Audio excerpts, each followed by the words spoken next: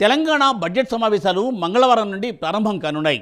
Governor CP Radhakrishnan legislative assembly సమావేశాల నోటిఫికేషన్ను జారీ చేశారు. కాగా బుధవారం నుండి లెజిస్లేటివ్ కౌన్సిల్ సమావేశాలు మొదలవుతాయి. అయితే ముఖ్యమంత్రి రేవంత్ రెడ్డి బడ్జెట్ సమావేశాలు ప్రారంభం కావడానికి ముందే బీఆర్ఎస్ను ఖాళీ చేస్తానని శపథం చేశారు గతంలో.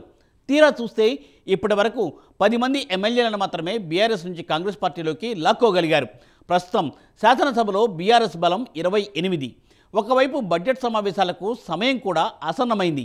మరి బీఆర్ఎస్ను ఖాళీ చేస్తామన్న రేవంత్ ఢిల్లీలో ఉన్నారు. ఇంతకు కాంగ్రెస్ పార్టీ అధిష్టానం మధ్యలో ఏముంది? బీఆర్ఎస్ నాయకులు కాంగ్రెస్ పార్టీ వలలో పడతారా? ఆ వివరాలు ఈ స్పెషల్ స్టోరీలో చూద్దాం.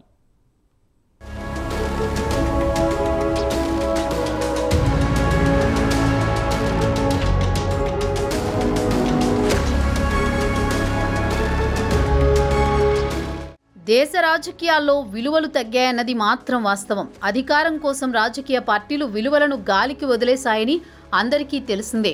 ఎన్నికల్లో పోటీ చేసి గెలిచిన పార్టీ ప్రతిపక్షంలో ఉన్న ఎమ్మెల్యేలను బెదిరించి అధికార పార్టీలోకి రప్పించుకోవడానికి ప్రయత్నాలు చేస్తూ ఉంటాయి. అప్పుడు ప్రతిపక్షంలో ఉన్న పార్టీ అధికారంలోకి వచ్చిన తర్వాత వారు కూడా ఇదే పద్ధతిని అమలు చేస్తారు. ప్రస్తుతం తెలంగాణలో జరుగుతున్న తంతు ఇదే. డిసెంబర్లో జరిగిన శాసనసభ ఎన్నికల్లో బీఆర్ఎస్ అనూహ్యంగా ఓడిపోయింది.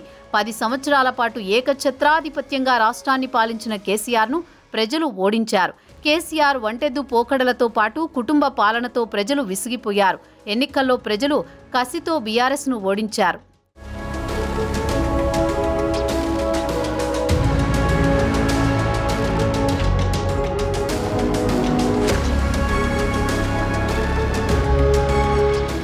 ఇక బీఆర్ఎస్ ఓటమి పొందడం, కాంగ్రెస్ అధికారంలోకి రావడం జరిగిపోయాయి. అధికారంలోకి వచ్చిన తర్వాత కాంగ్రెస్ పార్టీ ముఖ్యమంత్రి రేవంత్ రెడ్డి బీఆర్ఎస్ పార్టీని ఖాళీ చేయించే పనిలో పడ్డారు. బీఆర్ఎస్కు చెందిన 10 మంది ఎమ్మెల్యేలను ప్రస్తుతం కాంగ్రెస్ పార్టీలోకి లాక్కున్నారు. ఇప్పటికే పలు సందర్భాల్లో రేవంత్ మాట్లాడుతూ భవిష్యత్తులో టార్చ్ లైట్ వేసి చూపినా ఒక్క ఎమ్మెల్యే కనపడడని చెప్పేవారు. ఇక పార్టీలో మిగిలేది కేసీఆర్, కేటీఆర్, హరీష్ రావు తప్ప ఒక్కరు కూడా ఉండరని పలుమార్లు బీఆర్ఎస్ను హెచ్చరించారు.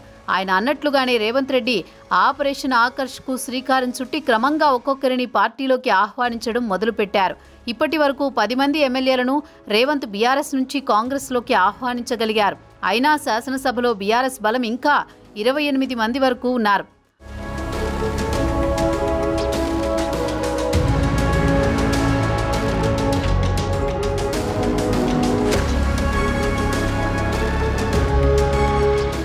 బీఆర్ఎస్లో కేసీఆర్కు అత్యంత సన్నిహితులైన నాయకులు పోచారం, కడియం లాంటి సీనియర్ నాయకులు కాంగ్రెస్ కండువా కప్పుకోవడంతో బీఆర్ఎస్ కాస్త డీలా పడింది. మండలిలో బలం పెంచుకునేందుకు ఇప్పటికే 6 మంది ఎమ్మెల్సీలను కాంగ్రెస్ ఆకర్షించింది. శాసనసభలో కాంగ్రెస్ బలం ఉన్నా మండలిలో కాంగ్రెస్కు బలం లేదు. 40 మంది సభ్యులు కలిపిన సభలో బీఆర్ఎస్కు 25 మంది, కాంగ్రెస్కు 4 సభ్యులు మాత్రమే ఉన్నారు. తాజాగా 6 మంది ఎమ్మెల్సీలు వచ్చి చేరడంతో కాంగ్రెస్ బలం 10 మందికి చేరింది. బీఆర్ఎస్ బలం 19కి పడిపోయింది. మరింత మందిని ఆకర్షిస్తే తప్ప మండలిలో బిల్లులను కాంగ్రెస్ ఆమోదించే పరిస్థితి కనిపించడం లేదు.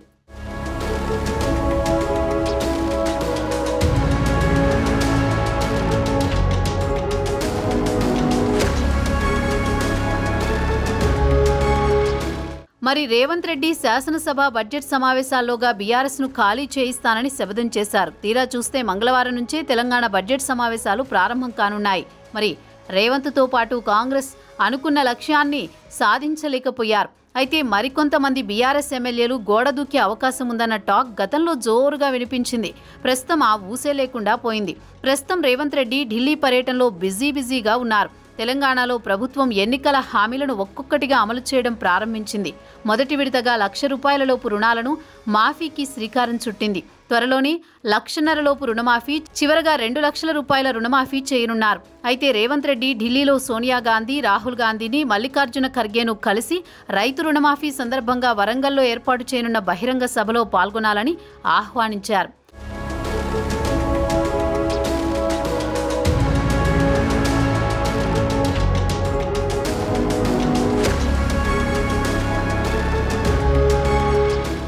ఢిల్లీ పర్యటనలో రేవంత్ రెడ్డి అధిష్టానానికి ఎన్నికల సందర్భంగా ప్రజలకు ఇచ్చిన 6 హామీల్లో భాగంగా రైతు రుణమాఫీని అమలు చేశామని, ఆగస్టు 15లోగా మేనిఫెస్టో ఇచ్చిన హామీలను అమలు చేస్తామని చెప్పారు. ఇక అసలు విషయానికొస్తే రేవంత్ రెడ్డి రేపటి నుంచి పూర్తి స్థాయిలో బిజీ కానున్నారు. తెలంగాణ బడ్జెట్ సమావేశాలు మంగళవారం నుంచి ప్రారంభం కానున్నాయి. ఈ నెల 25 శాసనసభలో ఆర్థిక మంత్రి బడ్జెట్ ప్రవేశపెట్టనున్నారు. కాగా శాసనసభ సమావేశాలు జూలై 31న ముగుస్తాయి. అప్పటి వరకు రేవంత్ రెడ్డి బిజీగా ఉంటారు. అటు తర్వాత ఆయన రాష్ట్రానికి పెట్టుబడుల కోసం వచ్చే నెల 3న అమెరికా వెళ్లనున్నారు. 10 రోజుల పాటు అక్కడే ఉంటారు. ఆ తర్వాత తిరిగి హైదరాబాద్కు చేరుకుంటారు.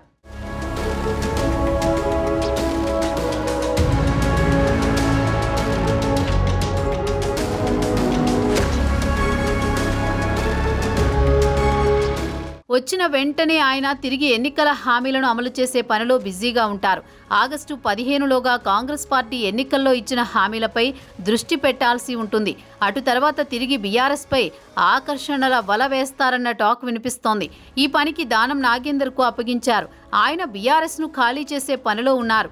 మొత్తానికి కాంగ్రెస్ వర్గాలు చెప్పేది మాత్రం ఇది. ఇంటర్వెల్ తర్వాత బీఆర్ఎస్ నుంచి దాదాపు అందరు ఎమ్మెల్యేలను నయానో భయానో కాంగ్రెస్లోకి రప్పిస్తారన్న టాక్ వినిపిస్తోంది.